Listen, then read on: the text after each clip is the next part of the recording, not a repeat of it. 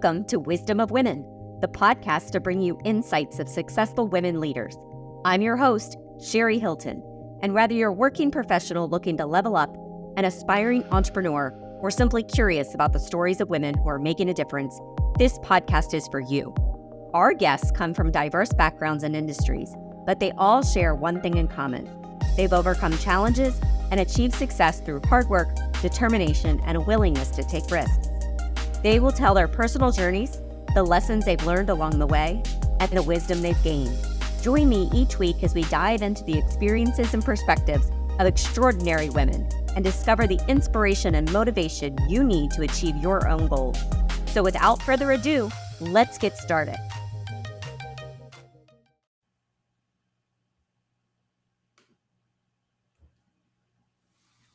Hello, everyone, and welcome to Wisdom of Women. We just passed July 24th, and if anyone knows what July 24th date is, it's the International Day of Self-Care, and I just learned that. I thought it was pretty neat. The day 7/24, if you look at it as 7/24, means that we are to practice self-care 7 days a week, 24 hours a day, mentally, physically, spiritually. My guest today, Jessica Moyer, is no stranger to self-care. And that's what she has made her life focus and purpose, to help women and empower women on self-care and the importance of it. Jessica, how are you today? I'm fabulous. Happy Monday, if that's when everyone hears this, but it is Monday in the beginning of a new week, so excited. Yeah. So how did you get into self-care? I know it just didn't pop out of the blue, and that certain things happen in everyone's life, and it sometimes makes a shift and a change in your life. Someone termed it to me as a life cane, right? Like a hurricane in your life, and it shakes you up and it changes the focus and the mission of your life forevermore. So tell me a little bit about how you got into self-care. I was a gymnast for many years in my younger life. Obviously, I'm closer to 50 now, but for probably about 8 years, I was a very competitive gymnast. And that taught me a really strong mindset because we were competing, we were working out 5 days a week. And so I think the mindset initially came from gymnastics. However, with that also came some eating disorders. That was very standard back in those days. And so I shifted from gymnastics once I got myself healthy to running in high school and college. And running is a whole different beast. So if there's any runners that are listening, it is really a mental game. And so I just love the challenge of pushing myself. You know, when you go outside and you run or you're even walking, it just clears your mind, feeds your soul. You know, it's just, there's so many benefits to movement. And so throughout my life, I've always turned to movement through really difficult times. And I think that has helped me in so many aspects of my life. But also for those that know me know how important self-care is, because I watched my son Stephen pass away from a genetic disease at the age of 9 months. And he had no choice. He was born with this disease called spinal muscular atrophy. And as a parent, as a mom, even as a spouse trying to, support my husband who is also going through loss and grief, I realized again the importance of, like, we only get one chance here. And if we're not taking the best care of ourselves in order to show up for others, it's really hard to be productive in life. And then on the counter side of that, my dad was a physician.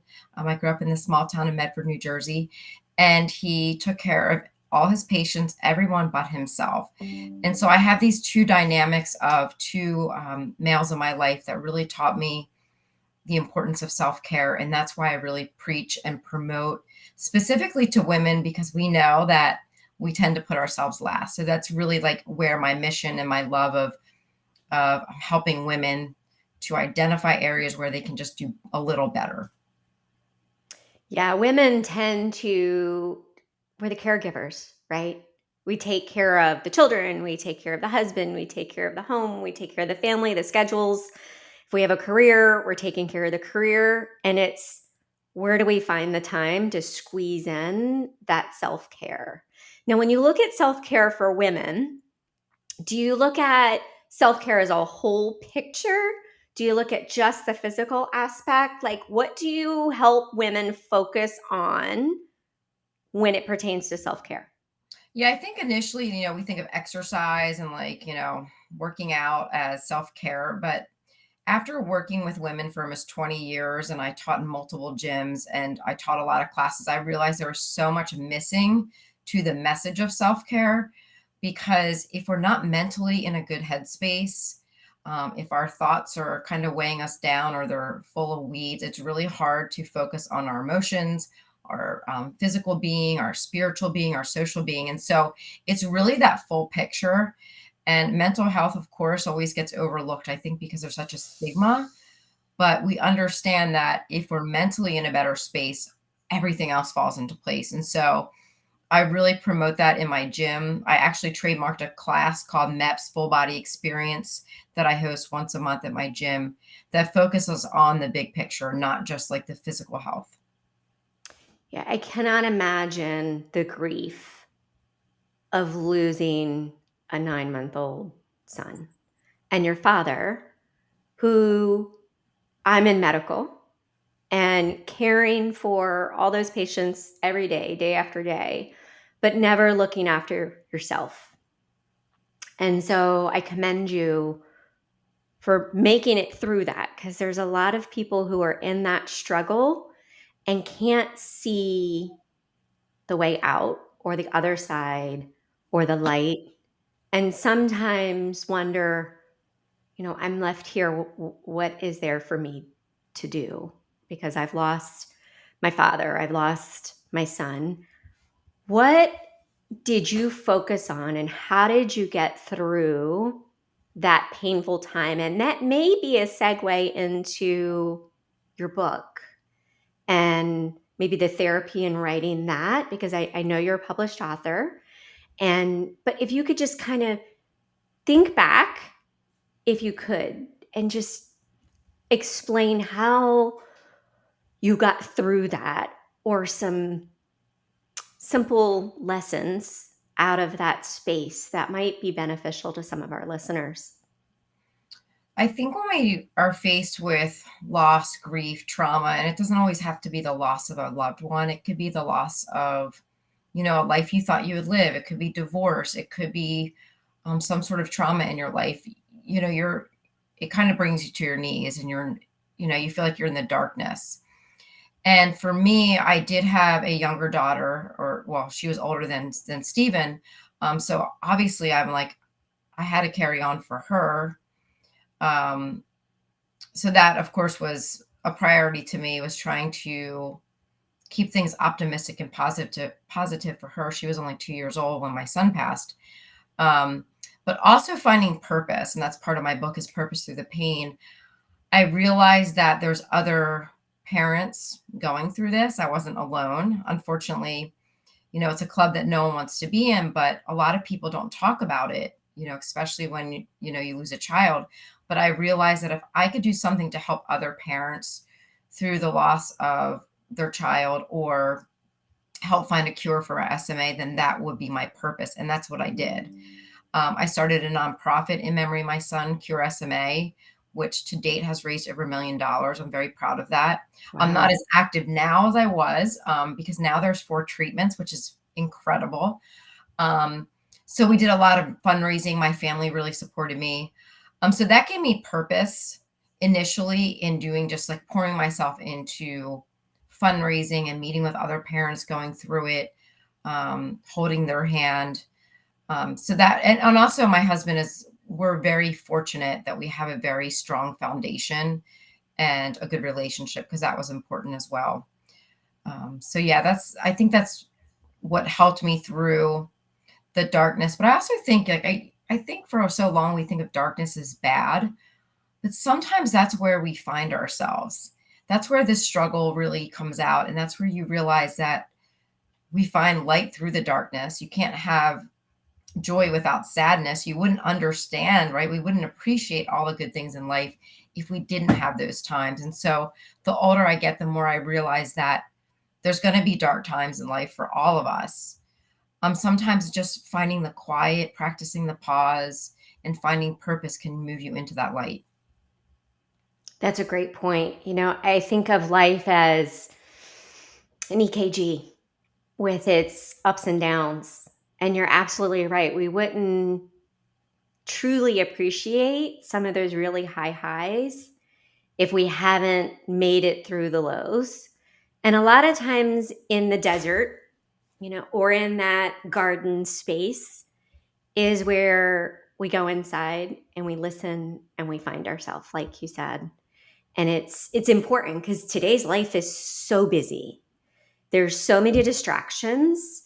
There's so many things coming at us through social or through work. And I feel like life speeds up as it goes along. It doesn't tend to slow down. And it's important that we take that time to slow ourselves down to hear what that purpose is. Yeah, Yeah. for sure. What Tell me about your book, Triumph Through Tears. When did you publish your book? Yeah, so I'd always thought about writing a book of my journey and the things that had helped me through processing grief and loss. But of course, COVID changed a lot for all of us. And so I took that time to work on that goal. Right before COVID, I had attended a Ziegler Legacy certification. I think that's how we might have met, through Yeah, that that is. community. Yep. And honestly, that was one of the best things I had done, because that program, that family taught me, a lot of personal growth and development, a lot of tools to really kind of survive and thrive through COVID. And so I took that and I hired a coach to help me keep me accountable. And I sat down, and it wasn't an easy journey. And of course, now I even read it, I'm like, oh, I could have done better. But you know what? Sometimes just getting it out is the best thing you can do. And so really, this sharing my story of losing Stephen. I had two babies in utero that I had lost right after he passed. Then I lost my dad. My mom suffered a stroke. There was so much trauma that I had to figure out how to kind of move past. And I think so many women can, you feel like you're just getting by, you're like, you're just, you're barely getting one foot in front of the other. And I feel like so many of us can relate to that. And I didn't want to feel that way anymore. And so part of my book was inspiring people to have hope. And I don't love the word hope, because I feel like you need to take action in order for things to change. But of course, we need that hope as well. So I think you need to take action with hope. Um, but writing my book helped me, but I know it's helped a lot of others. I also am a certified grief movement coach, so I'm able to do some workshops in my gym to help those that are struggling with grief and loss. Um, Kind of move through grief. You never get over it, but if you're able to kind of find a purpose through it, it's easier to manage. And so it was an undertaking. I'm thinking of another book right now, but I'm kind of like, in that in between. So we'll see what happens on self Ooh, care. I'm On self excited. care. Yeah, I have a whole concept in mind, but I need to start working on it. That's fabulous. That's awesome. So a second book soon to be Yeah, coming. I hope so. Yeah. So your grief classes that you do, movement through grief through movement, are those just in your studio? Do you do them online? So currently I've just done them in person. However, I'd like to start doing some virtual ones. It's a really different type of workshop. It takes a lot of courage for people to come to that, because you're vulnerable, right? You're putting yourself in front of people with your own story, your own grief, and that's hard. And so it's a very hard sell, if that makes sense, to get people to come. But once they come, they understand the benefits of breath work, movement, and sound is a big part of the grief workshop as well, which can be a little uncomfortable, but it can also be very healing. Yeah. And is that grief for just loss of a loved one? Is that No, no, I divorce? mean, Is that just any type of any type of grief. I mean, I've had women come that have experienced sexual trauma. I've had people come that have a loved one that's in the process of passing, they haven't passed. And so it's for anyone that's just struggling with how to cope with, because again, grief is not just the death of a person. There's so many aspects of it. yeah, the stages of Yes. yeah, that you go through. because I know that there's stages that everyone experiences. And so it's coming trying to come out to the other side, and like you found a purpose. And if everyone could just know that their life has a purpose and a meaning, that we're all meant for a purpose. And it's up to Absolutely. us to dig deep and find that purpose and bring Yeah. it out to fruition. And so that's pretty neat. What was the Zig Ziglar coaching? How did that help you? And can you give us some high level, couple great tidbit lessons Oh. that you learned that could benefit some of our listeners from that coaching? Yeah, it's so interesting because I attended a John Maxwell certification. Have you I don't know, Sherry, have you been to one of I those? have not. So it was like night and day. It was great. I went in 2017. I invested in myself, flew out to Florida, thousands of people. You're paying for a picture with John, but it was very uplifting. And that kind of started my initiation into more of a self-development and growth world. And I started a mastermind, and then I was like, started my coaching business, and then I opened my gym. So that was great. However, the Ziegler certification was totally different. I didn't know what to expect. There's only 13 in my class from the country, all different walks of life. But the family, when you got there, they greeted you. It was very small. It was so intimate. I mean, I could literally call Tom on the phone, who is the CEO of the company today, and he would help me. So it was just a completely different experience. It's very spiritual based. The foundation of Ziegler is spiritual. And I feel like that is such an important part of our life is our faith and our spiritual being, and it's different for everyone. Um, I can't, I'm like trying to think of some highlights. I think just being amongst people that want to better themselves to better others is just a life transforming experience. I think everyone needs to surround themselves with people who are like that. Surround yourselves with people that you want to be like or emulate, and your life will change. And that's really, I always tell women you have to set boundaries in life. If there's people that are trying to just pull you down and they're negative, they're not lifting you, then, it's kind of time to cut cords. It sounds mean, but it's not, because, we only have so long on this earth, and we want to be happy and joyful and purposeful. Yeah. So it was just an incredible experience. I try to go every year for the renewal, and to be around really like-minded people. So it's pretty incredible. If anyone ever has an opportunity, I can't say enough about that program. And no, I don't get paid to say that. Yeah. The Ziegler family is, like you said, family. Yeah. When you get there, you feel like you're part of the family. They Yeah. all give you that warm welcome. I've toured the Ziegler headquarters. I've seen the well, the pumping well. I've sat in the classes and some of the boot camps, and it's just a great experience. And with my sales background, "See You at the Top" was one of the first books I read as far as sales goes back Right. college days, right? During my Yeah. master's degree, I was on a flight, I started reading it, and the rest is history. I went into sales, and That's I've been there awesome. ever since in I love medical, it. but yeah, Yeah. the family is incredible.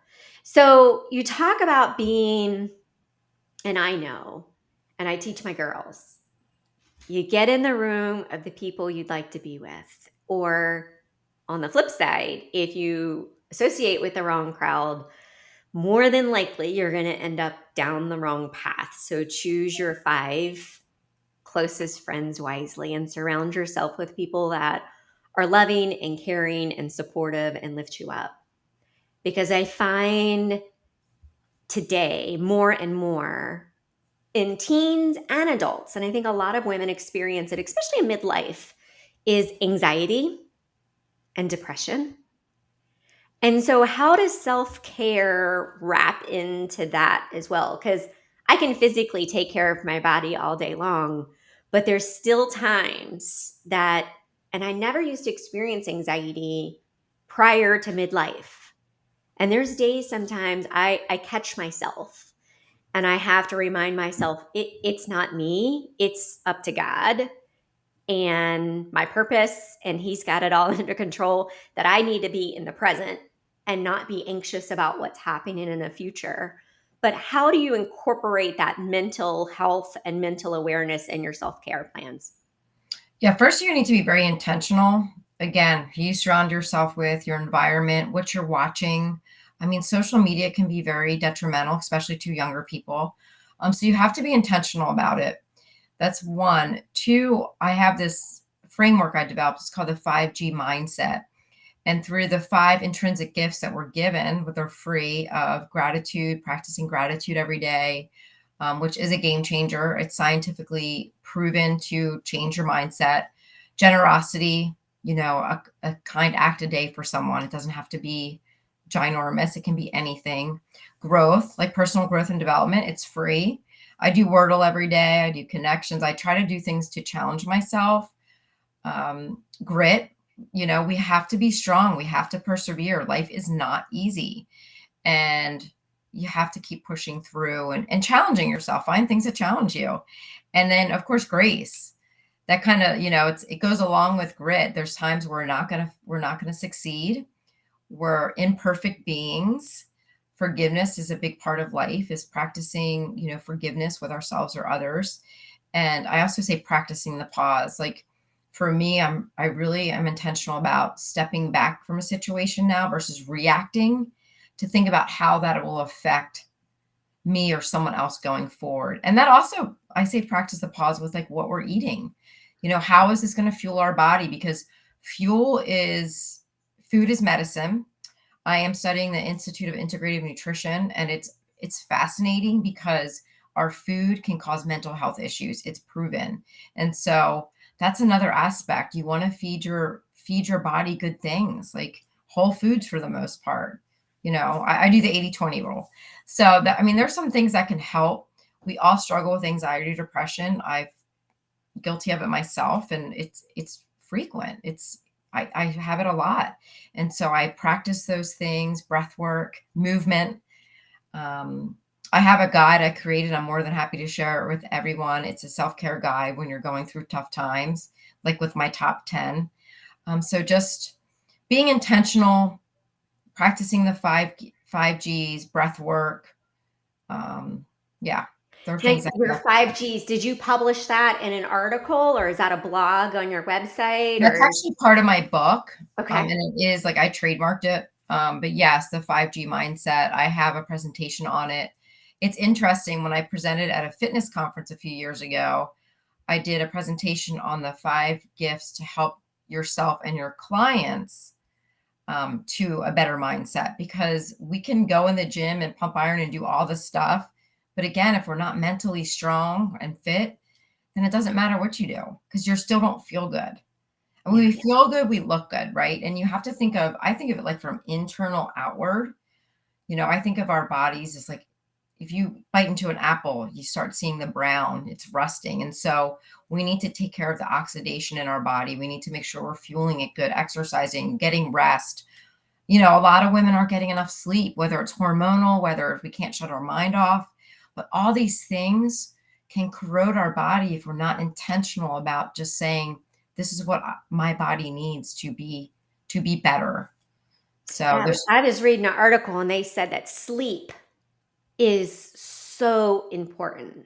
That yeah, even if you diminish your sleep, I don't remember, it was like 1 or 2 hours a night, if it's shortened, it affects not only your mental capability the next day, but long-term effects because your brain, and you probably know, so maybe you can explain.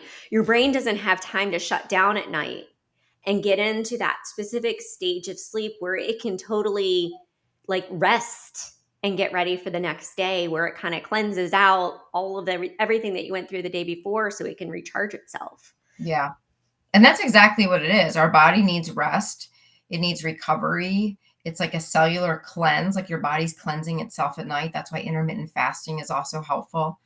But our society in general has kind of poo-pooed the importance of sleep. And again, that's really because you make bad decisions when we're sleep deprived. I think of like when my kids were little, where I'm trying to juggle all the stuff and not getting enough rest, and I'm reaching for junk food. I'm cranky. I don't go to the gym because I'm tired. Like it's a domino effect. And so if you can get a good night's rest, it can be a game changer. What would you recommend to that woman who's struggling? right? Sleep deprived because it's the kids or it's work or it's stress or it's staying up late because I've got to finish my work from the day so that I can work tomorrow. Not eating right because I'm on the go. What if I had to pick and choose? What are some top tips you could give women that they could implement now to help with that domino effect and baby steps, right? Because Yeah. for me, you try to reinvent the wheel in a 360 all at once. I'm good for a couple of days. And by day three, I'm like, I can't do it. Yeah. Right. But if I implement small habits, and maybe you teach this with your coaching, because I found smaller habits over time build up. So, how do you go about the most effective way and the top, let's just say, three tips that Yeah. everyone could implement starting now? I think the women that succeed the most in my programs are the ones that don't try to do it all at once. And I'm sure everyone can relate. If we go on a crash diet or we're going to go to the gym 7 days a week, it's unrealistic. And so, number one is being very realistic with, everyone's heard of SMART goals, but being very realistic with what you can manage in your life. So, pick one thing. I mean, I have a lady that gave up soda and replaced with water. She dropped like 10 pounds and she feels so much better just from that one change. And so build upon the foundation, but do one thing at a time to set yourself up for success. Two, I think, is having an accountability partner, having someone to kind of hold your hand or someone that you report to. And that's what I do a lot in my challenges is I am their partner. Like, I want you to succeed. So what do you need from me? And I think three is if you think of your life as a plate, you know, not overloading that plate. We are only human. We need to have time for joy and happiness. You should have fun every week, building that into your schedule. But think of your life as a plate and you put on what you can manage. And whatever doesn't fit on, you have to pick and choose, right? It needs to go because just like if you eat too much and you're full, that's what happens to all of us. We become so full, we can't process, we can't focus, we're stressed. It's that downhill spiral. So, really just kind of picking and choosing what you can fit into your life. Practice the pause because I know we like to we're people pleasers to think about can I do this for someone else? Am I able to fit this into my day? Because I used to do that, say yes to everyone and no to myself. But when you say yes to yourself first, you're such a better person and you're so much more productive. Yeah, I love that. Because you don't realize just taking the hour for yourself to work on you, the rewards and the benefits from it are staggering. Yeah. We always put ourselves last, and by the time it's time to focus on me, you're so tired and you just want to go to bed. But if you were to take that hour early on, the benefits are there to reap. Yeah, absolutely. I think about Zig Ziglar and they talk about, goal setting. And I can think about the wheel, right? You got financial and you've got personal, and there's different ways to set goal. If I had to take that wheel and create a self-care wheel, what components would you put in the self-care wheel? Yeah, it's funny because I'm actually developing a challenge for a state department right now, but it incorporates, your nutrition, what you're Mhm. putting into your body, your movement, even if it's walking. That walking is so beneficial. Your environment, and that includes your mental and physical environment and who you surround yourself with. And then I would say the other stuff would be like rest, restoration, fun, like your activities or lack of activities, meaning taking some downtime, but also like I tell the women all the time, you have to have things to look forward to in life. You can't go, go, go, go, go with work and all the stuff and then not have something to reward yourself with. And so I think that's a big part of it too, is, that's something I'm really like a stickler for in my marriage is like once a week, there's got to be something fun because honestly, it gives us something to look forward to work harder for. And so I would say those components are a big part of it. Like I said, I do a MEPS class. I could always do that for a group of women if they were interested. We could do that virtual. Um, Yeah, but that I would be think, great. yeah, I think the big thing is nutrition, mindset, movement, and your environment. Yeah. And I always forget about the fun piece. right? Yeah. 'Cause I'm very goal focused and driven, and I always look for, okay, I have a purpose. So what's that purpose? And I'm go, go, go towards the purpose. And you forget about building in blocks of time for some of that fun. Now, I do have fun when I go on vacation, but those are when we're on vacation. Yeah. How often are you doing that, Sherry? Right? Like It's once or twice a year. It's yeah, not enough. yeah. It's we've got to learn how to incorporate it weekly, like you said. Yeah. Yeah, maybe I'll make that as my little goal that I need to start working towards is building in some fun once a week. I'm sure that. I just shared this quote. I follow the Model Health Show, if anyone's familiar with that. But Sean Stevenson had this today, and it was like one of those, like, you see a quote and you're like, it says, "Don't let your comfort zone be your casket." And I was like, right? Like, if I we're not like doing things that challenge us, that are hard, what's going to happen, right? You're going to deteriorate. You're not going to become better. And you should never put a limit on your age. I know when I opened my gym, I was 40, let's say 45-ish, 44. And when people are like, "Why are you doing that now? Like, you're so old." And I'm like, "What?" what? I'm like, "You have no idea We what's are next for just me," getting right? started. I think too, as women, like, don't be complacent. Like, there's so much more we can do. And it's exciting if you allow it to be. You want to be uncomfortable, Yeah. because that's how we become better. And then you think about things you've already overcome and you're like, "Wow, I did that." It gives you that confidence to do more. And at midlife, I think we hit a point where our mindset shifts. And all of a sudden, we don't care what other people think as we did when we were younger, A. Yeah. And B, we're looking for how do we leave a legacy and what impact am I making? And it's not about the job anymore. It's about what am I giving back for? Why am I here? And what impact am I making? And so is that why you shifted and opened a gym? Well, it's not really even a gym though. It's a wellness community. Like I don't look at your gym as a gym. Yeah. I look at it as a community. It's so much more than the gym that most of us have in our head, that vision. Tell us a little bit about your community. Yeah, it really is women from all walks of life, all ages, all fitness ranges that have come together. And I'm very proud of it because, a lot of people, you think of women as being catty and competitive and, what are you wearing and who's got the flattest belly, but it's none of that. And I'm very proud of it because it really is a very uplifting community where women are focusing on that whole being and supporting one another. I had two women that just lost, one lost a husband, one lost a mother this week. And it's like, what can we do for them? And so that's part of our legacy. And that's something I talk about in my book as well, is like, what legacy do we want to create for those left behind? I want my kids to learn that they should be living a purposeful life, but it should be fulfilling.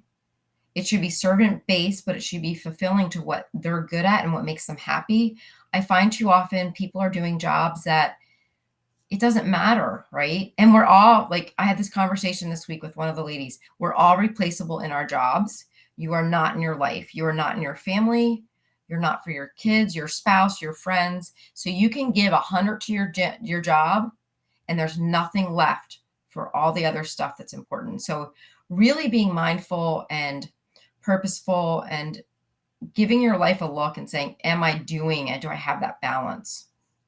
Yeah, and I think that's maybe where your self-care wheel will come in because you when you map it out on paper, like when I do my goals and I map out the wheel on paper, it's very apparent where I focus and where I'm not focusing.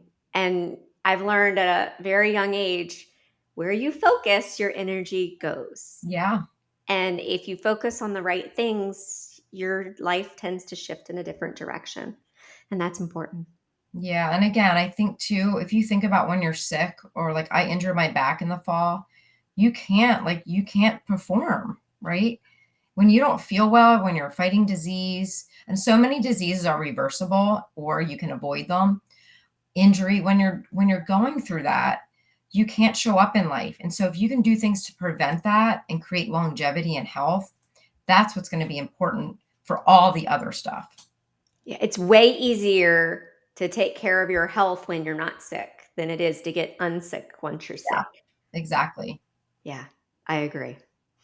Few quick questions before we wrap up. How do you motivate yourself? What motivates Jessica?